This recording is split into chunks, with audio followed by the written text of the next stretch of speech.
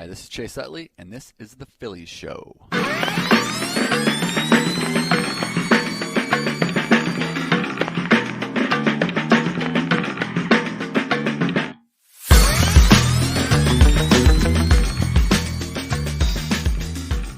Hi, everybody. Welcome to the Phillies Show. Ruben Amaro Jr., Jim Salisbury, Todd Zolecki. Wednesday, August 21st, 2024. How are you guys doing today? You guys doing good? I'm great. You know, I want to ask you guys a question. In hot Atlanta. It's actually beautiful Atlanta. in hot Atlanta. It's not too hot. Usually it's not way bad, hotter. actually. It's the coolest I can remember being in a long time in Atlanta. In August. It's fallish in Chester County. That's beautiful. It's that time Really? of year. So last night I get back to my hotel, and you guys can appreciate this. I wanted to have a post-game beer, and so I go down to I didn't want to sit at the bar though, so I was like, I'm going to bring a beer back up to my room. So I get a beer bottle down there. I assume it's a twist off. Go all the way back to my room. Cannot get the top off the beer bottle. So I'm like too lazy to go back downstairs. I want to see if I can do one of those cool things where you put it on the counter and you open it. Of course.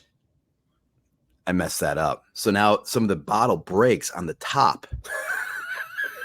So Are you an amateur? What is it? I'm an amateur. I'm an amateur. So here's what I did. I was like, I can't waste this beer, but I also don't want to choke on any glass. So I poured some beer very gently into another glass, and I drank the beer gingerly. Would you have done the same thing? Because part of me was going, if I get any glass in my throat, how am I going to explain this? Am I that desperate? But I did it, and then but after a couple sips, I was like, what am I doing to myself here? I can't go to the hospital. You got to you got to get a pipe bomb instead, where you can, a tall boy where you can pop it. But I've been where you are. You get upstairs with a nice beer after working all day, and you can't open it. So what you're going to do is on the back of the door, the hotel room door, they have that little plastic sleeve where they put like the fire instructions. Yeah. And you can pry it off on that if you feel. What about the door I love jam? that you know that. What about the door lock jam? Just pop it in there. Yeah, you can. Yeah. What's the matter with you guys? I don't know. It was amateur hour last night. You don't do it with your wedding ring? Would Ryan get pissed off at you or what? Oh, that's true. I could do the wedding ring as well. Wedding ring pop. You could do like back when I was a kid, there was a player named Super Joe Charbonneau. Remember Joe Charbonneau, Ruben? I know the name, yeah. I think he was a rookie of the year. And I think he might have been. He actually, there was a legendary story that he could open a beer bottle with his eye socket. Yeah. There's a couple of guys who can do that. Clearly, I'm not at that point yet. Guys that do it with their teeth and stuff. They, pop it. That's a little crazy. But I was like, seriously, I'm in my room and I'm going, what am I doing here? Do I need a sip of beer that bad? I was like, part of me was like, yes. The other part's like, let's pitch the rest. I don't need it. I've avoided the worst. You're taking matters into your own hands when you're pouring into a glass in one of those places. You never know when the last time that was actually cleaned. That is also true. Maniscalco's got one of those skits where he talks about, man, I don't know what he's, cleaning a glass with somebody's underwear or something. Oh yeah. lot of pitfalls last night at my hotel for sure. Where are you staying, Todd? Are you up by the ballpark or are you downtown? I'm in Buckhead. Oh, the elite. We're not far. You're not far from right across the street from you, Ruben. Nice. Yes, sir. My place, it's nice. It's nice. So yeah, but last night there's some pitfalls during the game. Ronaldo Lopez, just first game back from the IL, strikes out 10 guys. The top 3 guys in the lineup go 0 for 12 with 7 strikeouts. Final 17 Phillies are retired in order. Whit Merrifield, you knew he was going to do something last night. Doubt. You knew it. No doubt. You knew it. Was he that good, Ruben Lopez, last night?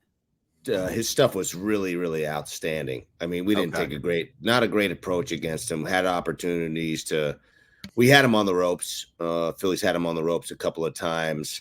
There was a couple of 3-0 counts. Brad Marsh got into a couple of, did I say Brad? Brandon Marsh got into a couple of, Marshy, the hockey guy. I talk to him all the time, so I screw up the name all the time. But anyway, Brandon had a couple opportunities with some 3-0 counts to do some damage, and like was taking all the way. I'm not sure if we had like the best approach against him. But that slider he's got is one of the best sliders I've seen. I mean, it's like if it's not 12-6, it's like 11-5. It's a downer. It's hard. It's firm. He's got a super quick arm, works super fast. He does all the things that you want to do as a starting pitcher, and it was a great find by the Braves, man, of signing him. Basically, they signed him as a bullpen guy, and then they gave him an opportunity to be a starter. He had started years ago, maybe 4 or 5 years ago, and then became a full-time bullpen guy and did very, very well for Chicago White Sox. And then when they signed him and they gave him an opportunity, he ran with it, and he's been outstanding. Now, the workload is an issue, and I think that's one of the reasons why he had the stress elbow just coming back from that IL. But he had only maxed out at 71 pitches in his IL stint, but his stuff was nasty. And he took care of those first 3 guys in the lineup. Turner made some contact at least, but the other guys, I mean, Harper and Schwarber got eaten up pretty badly by that slider. And when the Phillies had men on base, he made big pitches, sometimes at the bottom of the order. But amazing. The other thing that I wanted to say about that was that, you know, his numbers coming into the game, 0.096 batting average against with runners in scoring position this season. Wow. That is a ridiculous number. He proved that last night. I mean, it got better because you talk about making pitches when you have to, man. He was really good. And then the fact that they just couldn't they couldn't get a base runner for 3.5 or 4.5 innings. That's not too good. Wheeler pitched really good. He left that one fastball right down the belt. Yep. And Ozuna crushed it. Ozuna's having a great year. He's not far off Ohtani in that MVP discussion. I think his home run trot is silly, but the guy can mash. I'm just kind of struck with this team. They have trouble with good teams. They don't play consistently well against the top teams, against good teams. I don't even consider Atlanta a top team with all their injuries, but they're a good team, and they struggle against good pitching. Last night, Atlanta had elite level pitching. So yeah, I agree. That could be a fear or a concern come October. It could be. They've struggled against the tough pitching. In October, they've actually done well against pretty good pitching. When the bell rings, but at times, I mean, they got beat up at the end with the Arizona D-backs in the NLCS, but there's some adjustments need to be made. I am a little concerned. I think it seems like these guys are a little beat up. I found out a little bit of information about, the whole pinch hitting thing on Sunday, why a couple of guys didn't get in there.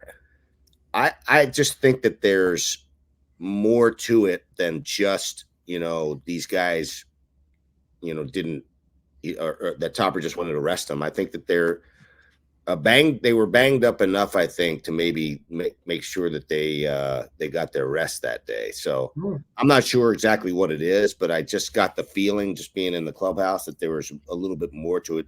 There was a really late lineup delivery yesterday. We didn't get the lineup until well after Topper even talked, right, Todd? Right. Or right after he talked, It just sounds like some guys are a little bit beat up right now, bumps and bruises. And I think that was part of the story about Sunday that we had talked about, right? That those AT and Harper weren't used. And then they got a couple of days off, and they just sort of looked a little sluggish. Just overall looked a little sluggish, and you would think that they'd be a little bit more lively playing in this series because it's an important one, especially for the Phillies. Let's continue that thought in a second. We will be right back. Hey, FT fam, it's Alana Rizzo. I can't stop talking about Vuori. Vuori is perfect if you are sick and tired of traditional old workout gear.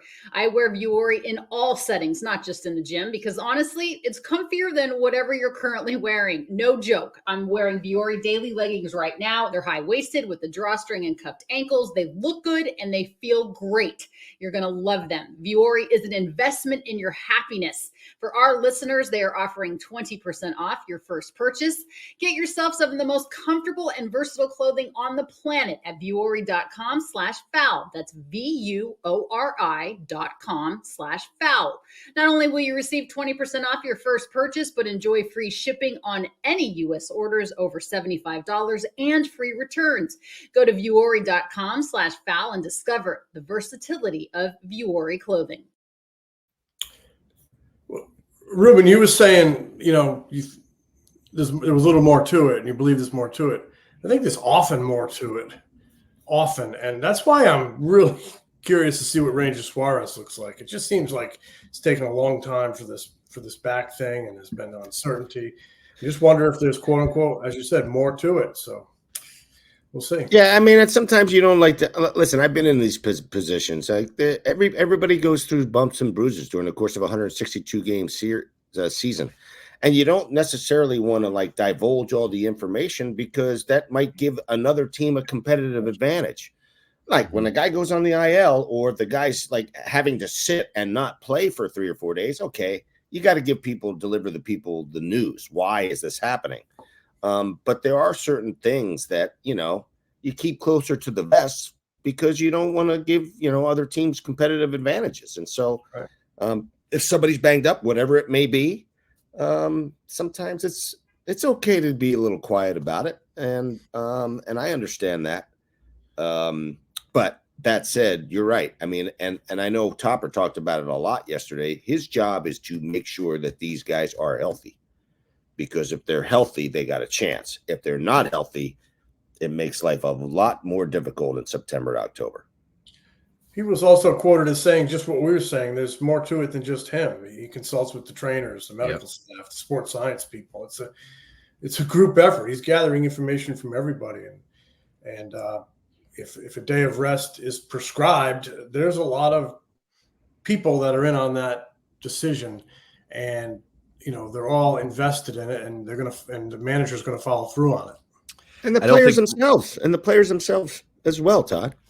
Yeah, no, Rob is not a guy who's very online, but he did make a point to I can't even remember the question that got the ball rolling, but he made a point to say, listen, guys, I hate losing. I want to win, but sometimes you have to do things that, you can't exactly divulge everything, but I do hate to lose. I do want to win, but sometimes you have to look at the bigger picture. So yeah, Ruben, maybe those guys are banged up, and if they are banged up, and he told them you are not playing, he did not want to. And you guys talked about it the other day, just the routine and the process of getting ready to pinch hit late in the game. And I wrote about this, in an alternate universe, right? Say it's the 9th inning, and Rob goes, F it. I want to win this game. I want to sweep the Nationals. He sends Bryce Harper to the plate, pulls an oblique on a swing, or he blows out his hammy running on the first baseline. And one of the questions after the game is, had he done his normal pregame routine? No, but I just wanted to win that ball game. Now Bryce is on the injured list. Imagine what the uproar would be there. So, it's you're damned if you do, you're damned if you don't. So you guys want to answer some questions? From our let's do it. Got some questions here yesterday. Hector Neris was released by the Chicago Cubs. This is from Owen Suozo. I'm butchering that last name. Do you think Hector Neris would be a good waiver claim, or are his underlying stats too much of a red flag? I took a quick glance at his stats. Strikeouts are down a little bit. Hector, he walks a ton of guys, lives on the edge a lot. His StatCast metrics are in the blues. They're all in the blues, which is not good. You don't want to be in the blues. You want to be in the reds. Hector Neris, would you take a shot on Hector Neris? I wouldn't. hasn't he already cleared waivers? So he might have. Yeah, he might have cleared. Yeah. So he can go clear. He did clear, so he can go wherever he wants. So. I would actually, I think they talk about everybody. I would talk about it, but I don't know. But I see all the 5s and 6s down there in the bullpen ERAs since the break. So I would definitely talk about it, but it wouldn't be as a closer. I mean, they have a closer, Estevez. I don't know if I would do it, and I'm not sure he would do it either. He would come here. I think he might have opt for something different, but who knows? I love the guy. I love the person. Yeah. I'm just for a couple of different reasons. And I kicked it around a little bit with some folks there in the clubhouse yesterday because, it's an interesting thought just because, maybe another veteran guy, he understands the Phillies. He's been there. He's done it. He knows the system. I just think that there's a couple of things against him. One, the fact that he lives on the edges. I mean, and one of the biggest problems that the Phillies have right now is the consistent strikes out of the bullpen. Right. And the deep counts you saw with Alvarado yesterday. You've seen it with a lot of guys. Orion Kirkering. I mean, it's the deep counts, man. Everybody's going 2-2, 3-2 almost every time. There's not quick outs. There's not, you saw that out of the Braves bullpen. They were just pounding the zone. And that's the way you get it done. And that scares me a little bit about Hector. And the other thing I think is they probably need some flexibility, some guys that they can sort of move up and down. I mean, if they pick him up and then send him, there's not a lot of flexibility with him. They basically, if they give him a chance and they have to sort of release him or whatever, I don't know if it creates a whole lot of flexibility. It's a good thought. I just don't know if he's necessarily the answer. The answer is in the clubhouse right now. Those guys have to start throwing consistent strikes. And if it doesn't happen, then that's going to be really troublesome. Then you got to get somebody to step forward. Hey, every team's had like somebody. I remember years ago, it was like Bob Walk and Marty Bystrom came up, young guys who came up, in 1980 and pitched their asses off. You need somebody to step up. Ryan Kirkering did a pretty good job at the end of the year last year for somebody's got to step up and do the job. And hopefully there's somebody out there whose light, clicks on and they start pitching better. Emily Horde on Twitter. When Austin Hayes comes back from the injury list, how do you perceive Weston Wilson's role on the team, given the fact that he can play almost anywhere and can hit lefties very well? Austin began a rehab assignment last night, Tuesday night, with AAA. He's going to play a few games. Could be back this weekend in Kansas City. Weston's played great. He has crushed lefties. You traded for Austin Hayes, though. Yeah. And when you got him, you said, this guy's our everyday left fielder. We want to see if he can play every day in left field. That's what do you do with that? I think they're going to look at Hayes because they made a trade for him. Sure. It was kind of their signature everyday, position player trade. And they'll give him a look. But if Weston Wilson, although his playing time is going to cut back a little bit after that big week, it's nice to know that he can be there. I don't know how they're going to balance it, but I think you play the hot hand, and I think Hayes is going to get a shot when he comes back, especially if he swings it well up at Lehigh Valley. I think the answer is it really rests on Brandon Marsh in a lot of ways.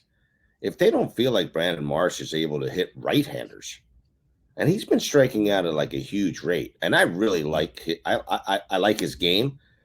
His strikeout rates are really high, and who knows? Does he now sit against right-handers from time to time? Do they put Hayes and Wilson in the same outfield? I doubt it. I don't think that's the right formula necessarily, but is it possible? I mean, Hayes and Weston Wilson can both play center field.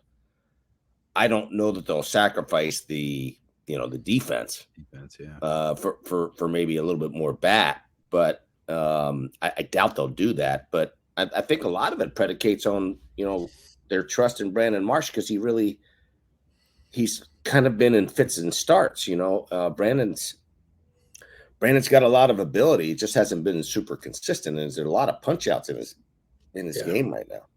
Don't you think we'll see Weston Wilson tonight against the lefty, and it'll give him the shot to try to lay some claim to that job because you have to go with the productive bat. They need some offense right now. They got to win a game against these guys. Yeah. One thing we didn't mention at the top is that the Braves are now within 6 games, still comfortably. I still think the Phillies are going to win the division, but bigger picture, Dodgers now have the best record in the National League, and the Phillies and Brewers are tied for the second best record in the National League.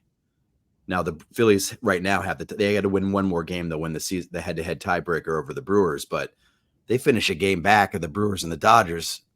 Now they're playing the Braves in an NL wildcard series if the season ended today. So got to get some offense, got to score some runs and win a game tonight, A couple questions, Bill, similar topic. If you guys have anything to add, we kind of touched on it. Bill Brown and another Twitter account. Would you guys sit Harper now? He's not himself. Maybe he's hurt. What is really going on with Bryce? Several questions about Bryce. Just may possibly banged up. Anything else to add on that? If not, we can. If he says he's good to play, I think you got to play him. But right, he's got to be truthful with the manager and the medical staff, and they know him inside out. And, there are hints that he's banged up, and that's the reason why he sat on Sunday. You just got to monitor it, almost a day-to-day situation. Right. So if you're gonna, I expect to see him play against Max Fried, but who knows? Yeah, it's possible he sits against the left-hander and then plays tomorrow.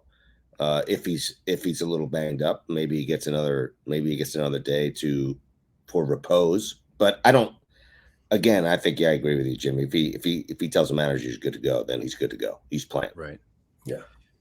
Fight for Red October. This is an off-season question, but odds of John Middleton and company landing Juan Soto this off-season. I think they're chock full of big deals. 0.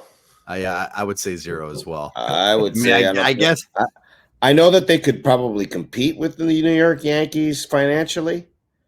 It would solve the left field problem. Right. I mean, it's another left-handed bat, I know, but it's a super special left-handed bat, so you're not really worried about that all that much. I mean, you end up having, a ridiculous lineup. You can dream on it. Sure. No problem dreaming on it. I just don't know that they will have the payroll flexibility to do that. You're talking about over $500 million, I think, for the guy. Yeah. Oh, that's a negotiation that's going to take place at the toll booth on the RFK Bridge, formerly the Triborough Bridge, because it's going to be Mets and Yankees. Yeah, and there will be no deferrals in that contract, unlike the Ohtani deal. That's going to be a real legit 500 or more. Probably not. Yeah. This is from Instagram, DF Mets. What's with José Alvarado? You guys have any thoughts on what's going on with Jose? He walked 4 last night in less than an inning. First Phillies pitcher to do that since Dustin McGowan, I think, in 2015. Only 11th Phillies reliever to walk 4 in less than an inning, as far back as Baseball Reference can go. Doesn't happen too often. Watching him from the center field camera, it's just his finish. He's all over the place. Yeah, he seems. Yeah, that's his mechanics, and he's not really nicely aligned with home plate. He's really kind of fallen off, and almost like Sir Anthony when he used to go bad. His direction. I don't know if he's trying to throw too hard, trying to make the ball do too much because he knows he's been struggling. But he just seems, when he's going good, there seems to be just a natural flow to his release, and it's just not there. I don't know if he's thinking too much because he's been struggling, but it's troubling. I mean, the whole bullpen is troubling. They got very high ERAs out there since the break. They're not throwing enough strikes. If you look at the stats, they're like in the bottom 5 in walks, and just their control numbers are off, and they're not pounding it. And it's a big concern to me. Yeah, so it's a chicken or the egg. I'm not sure which one's which. So sometimes when you're not mentally where you need to be, your mind does things, your body does things that your mind is making it do. It's not a natural flow. Like you said, natural flow. He's not allowing his mechanics. It might be his mind, or is it his mechanics failing him and then putting him in a position to have less confidence? I think I'm not sure which one it is, but I know as a player, when I struggled mentally, I knew I took some tape, or back then it was tape, and watched the video that I was doing things that I could not believe I was doing. Like I was watching myself going, is that me actually hitting? Because that's not what I do when I hit well. And so I think that's sort of what's probably happening, that his mind is not allowing him to get in a position to be consistent. And, you just hope that he shakes his way out of it, has a couple of, positive outings, and can go from there. How do you handle him? Because, you walk 4 batters. That can really, wound your confidence, maim your confidence. Yeah. How do you seriously, how do you pick the next spot for him to get in the ball game after what you saw last night? So the next spot that you get him in the ball game is when he's able, because he threw a lot of pitches. But to me, the next time you pitch the guy is in a non-stress situation. Mm-hmm. He pitches, in the 5th inning of a game, or 6th inning of a game where it's a blowout either way, and you just get him on the mound and get him to perform, and hopefully he performs well. Now, if he doesn't perform well again, then that makes it even more difficult, and things start to spiral. I hope it doesn't happen for this guy. I love José Alvarado.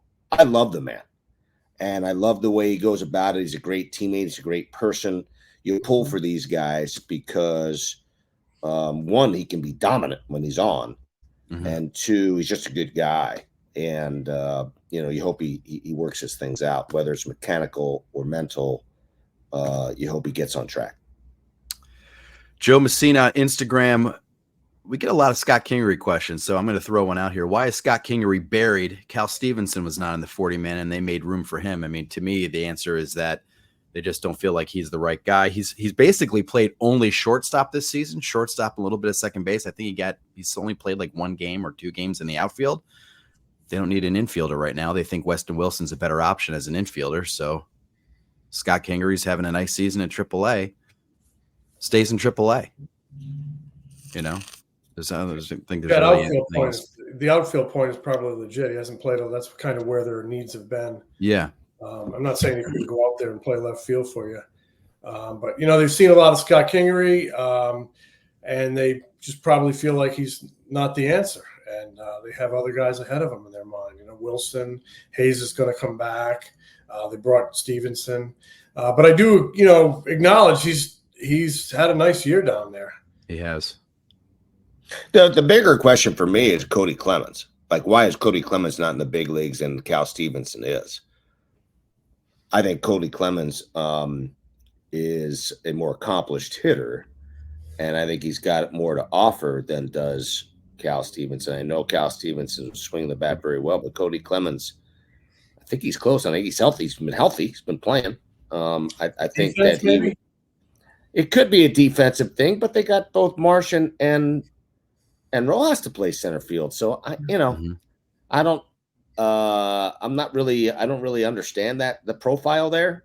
I do think that Cody Clemens is a little bit more accomplished hitter, but hey, man, I'm glad I don't have to make those decisions. There's always reasons why. And I'm not a fly on the wall anymore, so I don't have to worry about those decisions. It's just curious. We're going to get in some we'll start wrapping this up with some off-topic, off-beat questions. This is from Anthony on Twitter, Anthony Espenson. Which Phillies player would be great at a different sport? Mine is Johan Rojas at ultimate Frisbee. His downfield speed and lateral quickness would be unstoppable on cuts. 10 minutes with me, and I'll get him competent at throwing a Frisbee. Wow. Wow, went to the Frisbee. I don't know enough about Frisbee to make that call, but good for I don't him. know either. I'm going to take his word and say he can make Johan Rojas a great ultimate Frisbee player. I mean, I think what's the cop-out answer, right? JT Realmuto at any sport, football, WWE, tremendous athlete. Yeah, that's a good one. I think Bryce Harper, especially in his 20s, could have been like a Ronnie Lott. Yeah. Just Nice. pulverize somebody. Yeah, like just what position do you call that? I don't even know. Safety. Safety, right? Strong safety, maybe. Yeah. And just accelerate up and crush people. I could see Bryce Harper being that. Yeah, he would definitely throw his body at somebody. Yeah, he would be like aggressive. when he attacked, when he charged the mound on that guy in San Francisco. Hunter Strickland. That's right. And then the bodies were coming out. That is an intense video. I think Brandon Marsh would be a pretty good cover guy. I'd see him as a D-back. I could see that. I see Brandon Marsh as a little D-back, or maybe even like a slot receiver. I could see Trey Turner being like a Tommy Fleetwood on the golf course. That's true. There are some good golfers on this. There's some good golfers on the team. There's no question. There are. There's a couple guys who can wheel it a little bit. Bryson Stott might be the best on the golf course. Really? Yeah. Oh, yeah. I think he might be one of the better ones. Ruben, our friend Sixto has a question for you. I honestly have no idea what this means. I have no idea what this means. Why does Ruben hate having lunch with his friends? I have no idea what that means. What does that mean, Ruben? Do you have any idea? Know what that means. No, I don't. I don't know where that comes from. Did you ditch somebody for lunch one day? He comes from left field a lot. That's Jim's buddy. That's Salisbury's Bobo. I've been I don't know. I basically owe Sixto lunch for about 5 years. Like, maybe that's it. Maybe that's it. He answered like a trivia Twitter question once, but then the pandemic came and I became a hermit. And, Did you throw me under the bus with 4 years? That was 4 years ago, Jim. No, but he said he wanted to have lunch with you. If you remember, he used to always be on your ass, and I talked him off your ass, Ruben. So, was he the only guy on my ass? Yeah, no, he was. He wasn't the only one. Ruben, that was the one. That was the one guy that was on you for. We're gonna actually make that lunch happen very, very soon, Sixto. So here's another one. This is from Pat Kreitz. Pat Kreitz designed the Phillies Show logo. Regarding the smell you later sign off, what exactly are we smelling later? Like if the Phillies Show were a Yankee candle or a cologne, what would the fragrance be? And he said hashtag merchandising ideas. Oh, a Phillies Show Yankee candle. Hey, Todd, do you remember, Ruben? So when Gabe Kapler was the manager, he used to have scented candles in the manager's office. I still remember walking into the clubhouse in the manager's office in Tampa Bay. No, in Tampa Bay. Todd, do you remember this? And he had a coffee scented candle after the game. And honest to God, it smelled like the best Starbucks on earth. And I had my wife buy one because it was so intoxicating. It was so nice. I couldn't even focus on the interview. His office smelled so good. He wanted to be in the right spirit, man. He always wanted to be in the right. There was definitely a vibe when you walked into Gabe's office. He painted the walls in his office in Citizens Bank Park and in Clearwater. It was usually it's like an office, white, big, awful fluorescent lights. He painted the room like a nice, relaxing gray, right? Jim, it was like a gray. And then he put in his own lights. Cool mist. Yeah. It was definitely a vibe. Always some music playing lowly in the background. So that's a good question. So what we would do? Would you do coffee? I like coffee. I can smell that. Show. That'd be a good one for me. Grass and dirt. For baseball. I don't know. Pine tar. How about pine tar? Oh, pine tar would be good. There we go. That's a good visual. Yeah, I smelled a lot of it when I was bat boy, and I had it all over my hands all the time. Oh yeah, they use that tough skin now. They don't. I don't know if they use as much. They spray and the Moda stick doesn't smell like when the bat boy would pour the pine tar on the rag. I mean, that was baseball. Yeah, it was. That's when men were men. Yeah, that's right. Your age is going again, James. This is an interesting one. Ginger Avenger 4, a couple of questions related. Any funny stories about the baseball's unwritten rules being broken? And are there any unwritten rules for beat writers? Oh, yeah. Never wear shorts on a plane. No shorts on a plane. That's my rule. That is a big Jim Salt. And no shorts when you have your notebook, man. Come on. When you're working. I No agree way. with that. Training. I used to get all you guys about how you're dressed. I never wear shorts. I never wear shorts. I think it was maybe it was David Murphy. Like David Murphy would come in like with like a t-shirt and like raggedy jeans or whatever. I was like, dude, can you dress like a professional, please? I agree. Am I wrong? Jim, no, I agree. I always wear pants to the ballpark. Some people will wear shorts. I'm not a fan of the look myself. I wear a collared shirt. I'm not a fan of the t-shirt look. Jim, you've occasionally worn a t-shirt to the old ball yard. That's because he wanted to get hamburger grease on it. Hamburger grease. Have. But only if I had a pullover over it. That's true. I would always have my TV shirt hanging, my college shirt if I needed to switch. Do you remember? Here's another pet peeve of mine on the road. You show up for a 3-game series, you sit in the same seat all 3 days. I used to hate it when somebody would plop in your seat on day 3. Ooh. It would throw my feng shui off. I couldn't work. I totally agree. If you pick your seat, first game of a series, you sit there, you do not move seats. You do not move seats. I've seen Jim get very, very mad, Ruben. He gets like totally thrown off his game. If he shows up at the ballpark and someone's sitting in his seat, especially in Clearwater spring training and City Field, he'd lose his mind.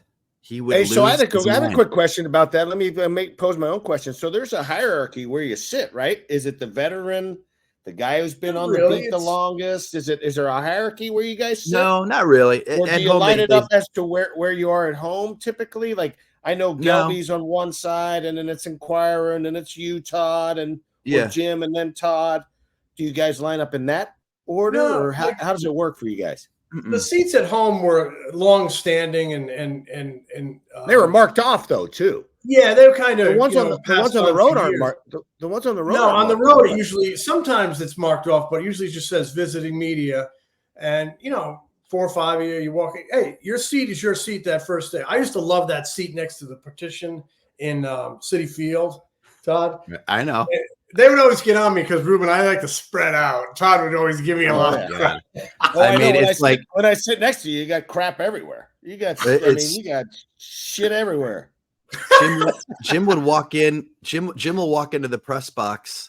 He's the only guy that'll still go to the Wawa or wherever in New York and come. He'll show up and then they have the New York Post and then the Daily News and then the New York Times and they're all spread out everywhere. Yeah. Plastic bag full of goodies. Goodies. You gotta have goodies. You gotta have a coffee. You gotta have goodies. So that would be the unwritten rules, right? Stay in your seat, pick your seat, stay in your seat. Jim doesn't like shorts on, no shorts. I remember Gelby showed up early in his career with shorts on. I was like, dude, that's a no-no. Yeah, you gotta tighten. Gotta wear them out because you don't want to be sitting on a plane and touching somebody's leg. Like they might have a scab on there or mosquito bites. Stop it. There's a great, Jim, it's funny. There's a great scene in Curb Your Enthusiasm. Larry David has the same bit in an episode of Curb Your Enthusiasm. He jumped stole it from me. You probably did. He jumped some guy in the show about wearing shorts on a plane. Says, I don't want to look at your legs for 4 hours. This is it's disgusting. It's hairy. It's gross. Put on some pants. Couldn't agree more. And here's the other thing. If you get a window seat, you do not get up to go to the bathroom. You hold it.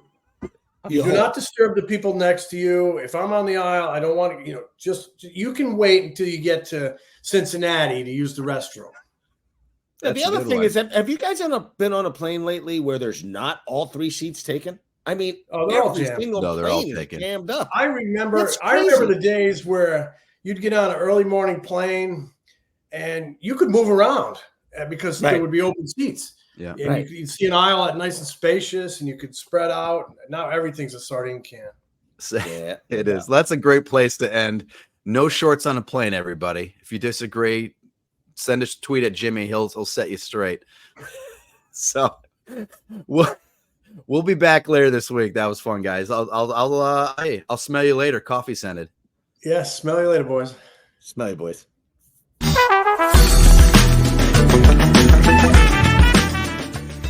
This is The Phillies Show. If you haven't already, please subscribe to The Phillies Show wherever you get your podcasts.